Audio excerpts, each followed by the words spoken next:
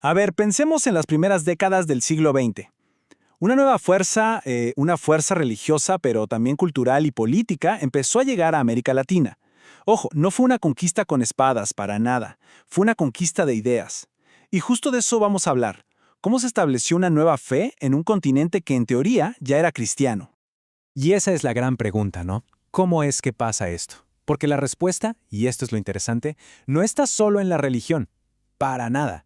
Está metida de lleno en la política, en la economía, en un cambio cultural que de verdad le dio la vuelta al continente. Así que para entenderlo bien, tenemos que echar un vistazo al tablero geopolítico de la época. El mundo en ese momento estaba patas para arriba. La Primera Guerra Mundial había dejado a Europa, hecha un desastre. Y mientras tanto, al otro lado del charco, Estados Unidos emergía como la nueva superpotencia. Y claro, ¿hacia dónde voltearon a ver? Directo a sus vecinos del sur. O sea, el cambio fue radical. De un día para otro, la influencia principal ya no era europea, sino estadounidense. Y no hablamos solo de comercio, ¿eh? Esto era mucho más profundo. Hablamos de una nueva era de inversión de capital y, sobre todo, de intervención política directa. Y con esa nueva influencia no solo llegaron los dólares, sino también una forma completamente nueva de ver el mundo. Y, a ver, esta intervención no tenía nada de sutil, ¿eh? Se le conoció como la política del Big Stick o del Gran Garrote. Y en la práctica, ¿qué significaba? Pues era básicamente la justificación que usaba Estados Unidos para meter mano en todo el continente, en lo económico, en lo político y, por supuesto, en lo cultural. Y aquí, ojo, porque esta es la clave de todo. La expansión del protestantismo no fue una casualidad, para nada. Iba de la mano pegadita a esta expansión geopolítica. Se convirtió, por así decirlo, en el brazo cultural de la influencia estadounidense. Su misión, promover sus valores y, muy a menudo, señalar al catolicismo y a las culturas indígenas como los culpables del atraso del continente. Bueno, entonces, ¿cómo se construyó esta nueva fe? ¿Quiénes eran los que traían el mensaje? ¿Y cómo lograron echar raíces en un terreno que, a simple vista, parecía tan complicado? En esta historia tenemos, digamos, dos tipos de protagonistas. Por un lado, los misioneros norteamericanos, gente súper convencida de su misión civilizadora. Y por el otro, los líderes locales que ellos mismos formaron. Y claro, la tensión era inevitable. Los líderes nacionales querían tomar las riendas, pero se topaban una y otra vez con el paternalismo y el control de los extranjeros. Esta frase, de verdad, lo resume todo. Ellos no se veían como simples predicadores. Se veían como parte de una cruzada cultural. Y sus enemigos estaban clarísimos, los paganos, o sea, las creencias indígenas, y los papistas, que era como se referían a la Iglesia Católica. Y aquí viene algo súper interesante. ¿Quiénes escucharon este mensaje? Porque uno pensaría que fueron las élites, los liberales, pero no. Quienes de verdad llenaron las iglesias fueron las clases populares y esa clase media que apenas estaba naciendo.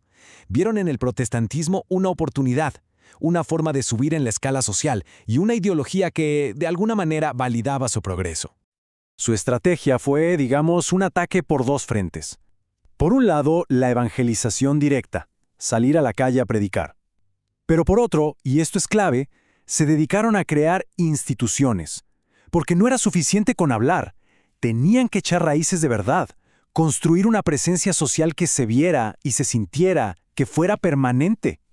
Y para eso, usaron herramientas muy concretas. Hablamos de escuelas, primarias, secundarias, de todo. Hospitales, clínicas, imprentas para sacar periódicos y libros, seminarios para formar a sus propios líderes. O sea, no solo estaban ofreciendo un servicio que la gente necesitaba, sino que cada uno de estos lugares era, en sí mismo, un centro para difundir sus ideas. Y al mismo tiempo, sus métodos para predicar eran súper innovadores para la época. Imagínense, hacían reuniones en carpas gigantes para atraer a la gente que nunca pisaría una iglesia, predicaban en plena plaza pública y fueron de los primeros en usar la radio. De ahí salió, por ejemplo, la famosa emisora HCJB, La Voz de los Andes. Eran muy dinámicos. Ahora, todo esto suena muy bien, pero no fue un camino de rosas, ni de cerca. El crecimiento fue muy desigual dependiendo del lugar y del tipo de iglesia. Y esto generó un montón de conflictos, tanto con los de afuera como entre ellos mismos. A ver, miren este número, 624%. Es una locura. Ese fue el crecimiento del protestantismo en Brasil en menos de 30 años. Para que se hagan una idea, en el resto de Sudamérica fue del 88%. ¿Por qué esta explosión en Brasil? Bueno, la respuesta tiene un nombre, pentecostalismo, un movimiento mucho más popular, más cercano a la gente. Y el caso de México es fascinante, porque nos muestra la otra cara de la moneda. Fíjense en la tabla.